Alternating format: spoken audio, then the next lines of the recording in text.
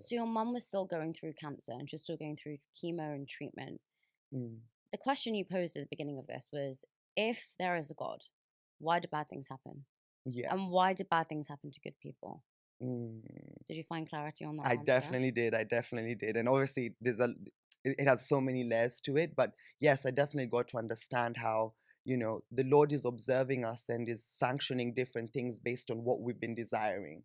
And Right. some of our desires are immediate, some of our desires are extended. So, like if you're planning, you have a vision of where you want to be like 20 years from now, you've Mm-hmm. got a vision of where you want to be right now, and Mm-hmm. you've got multivarious desires. Then we've also got different opposing energies and elements that are coming through us and that are coming to us as well.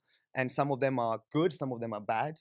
Some of them we are good to, some of them we're bad to. Right. And so, based on like a deeper calculation of karma, because this is basically action and reaction, Mm-hmm. certain things are happening to our bodies, certain things are happening to our minds, certain things are happening to our endeavors in life. So some people will, you can get like two kids. Right. They're both studying the same amount of hours, both Yes. doing the same amount of revision. But when the exam comes, one's getting 50%, the other one's getting 100. Mm-hmm. But they've been presented the exact same opportunity, but they're all Okay. getting different results. So it's based on one's karmic calculation, you could say, that they get what they desire at specific points. And some of it is good.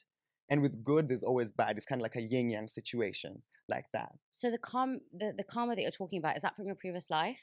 Some of it could be from your previous life, of course, yeah. So I've heard some, not monks, but I guess some people who claim that they are priests. And this is a very controversial thing that one of them said. Hmm. Somebody, he was like a guru and he was speaking and he said, all of the bad things that happen to bad people are because of the karma in their previous life.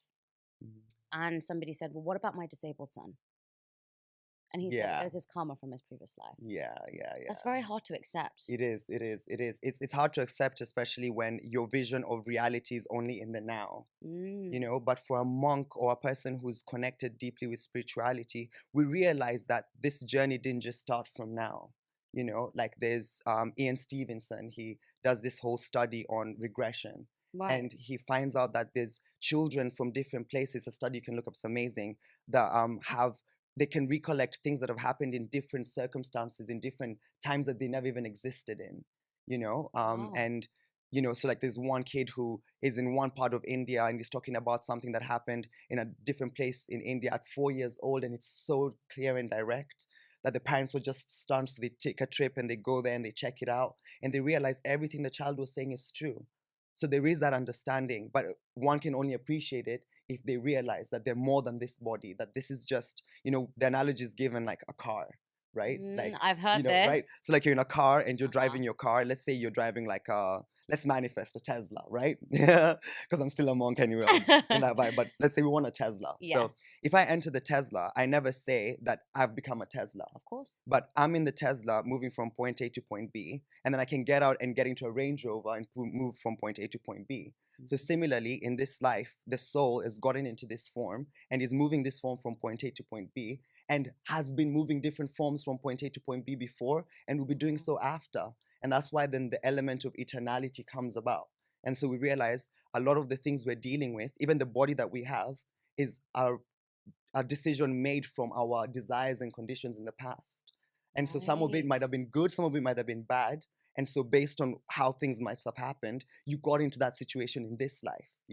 So all the good Wow. and the bad that we're experiencing in this life is actually coming from that like divine calculation based on our past Mm. experiences, like that. Wow. It's so interesting that you speak so passionately about this, but I can't help but think that when people kind of start the spiritual journey, Mm, you were Catholic, you weren't religious, you used to take drugs, you used to drink. You then changed your path very quickly in terms of who you wanted to become. mm, Was that hard for people around you to accept?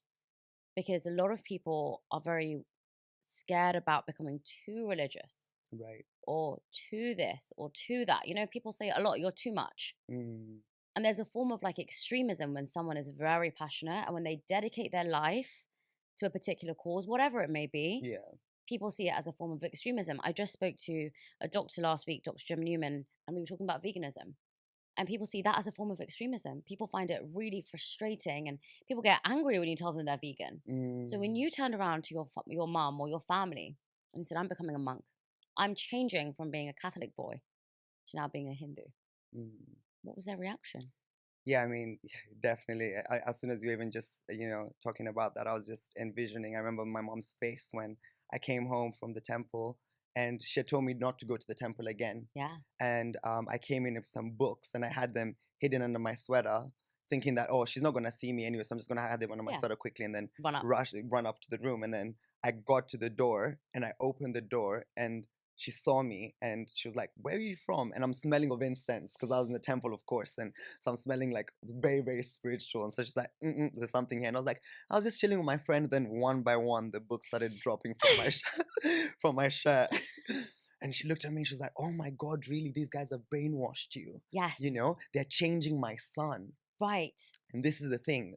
As soon as we do something different, everyone thinks that you change as a person, and change is inevitable. In our lives, we're always going to change. But this change just seems a little bit too drastic and too immediate and too weird that people just find it difficult to digest because Mm, you approach it with so much enthusiasm, so much zeal, so much it's super fun. right. It's super fun and you're enjoying it. And so they think, whoa, it's happened so fast. Has he really done a SWOT analysis? Like, what are like the threats? Like all these things. But then when you're approaching a philosophy as powerful as that of the Gita, that doesn't give you room to, or even when you speculate it, like you get your clarity because everything is so Mm, direct and clear. You are gonna have that enthusiasm. you And are. I'm sure you've probably experienced it when you find something Yeah. with so much clarity and you know that it's working out for you. It doesn't matter what anyone says, you kind of just go for it. And so Right. we kind of have to have the balance as individuals. Okay, we go for something enthusiastically, but spirituality also makes us conscious. I Mm, break down the word spirituality with three words: spirit, ritual, and reality. So you identify that you're a spiritual being having a human experience. Then you take to certain types of rituals, and that ultimately changes how you view your reality and changes your reality. So as you're going through these changes, you become conscious of how you influence your environment, how you influence your family. And so, you treat them with more love and attention because you understand where they're at. So, I get that my mom was feeling, man, I'm losing my son. So I had to step up and give her that assurance that, Mom, you're not losing me. I'm the same year, Nene, that you were changing diapers back in 98, 99, I'm the same kid and I still love you. Because at times also family and people feel like, oh, they're not going to love us anymore. They're going to judge us because they're living a different lifestyle. I still love all my mates, who probably are still drinking and eating of meat and doing all course. the things that I'm not doing. I don't judge them based on the It's their changes. But choice. some people do that. That's another problem, right? Yes. Some people become extremists with something, then they criticize everyone else. But Exactly. it's supposed to make you love others more. That's spirituality. If it's making you judge others more, then there's something wrong with how you're applying it.